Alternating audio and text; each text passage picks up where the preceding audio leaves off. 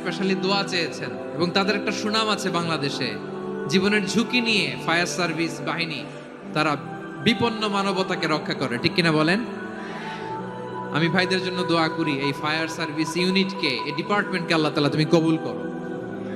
ওনারা আমাদের শৃঙ্খলা, শান্তি শৃঙ্খলা, সিকিউরিটি এনশিওর করেন, কিন্তু আসল নিরাপত্তা দেওয়ার মালিক কে?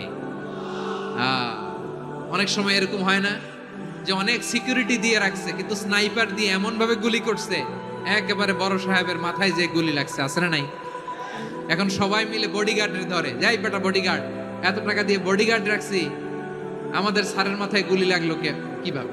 তো বডিগার্ড বলে আপনার স্যারের বডি তো আছে, এই যে বডি নিয়ে যান। আমি তো রুহু গার্ড না, রুহু গার্ড হচ্ছে একজন, চিল্লায় বলেন তিনি কে? আমার ভাইরা, দুনিয়াতে টাকা হলে বডিগার্ড মিলে, কিন্তু রুহু গার্ড মিলে? রুহু গার্ড মিলে? যে আমি 10 লক্ষ টাকা দিব, রুহু গার্ড লাগবে, আমার রুহু কেউ ছিনে নিতে পারবো না, এরকম পাওয়া যায়? কি পাওয়া যায়? হ্যাঁ, বডিগার্ড পাওয়া যায়, রুহু গার্ড পাওয়া যায় না।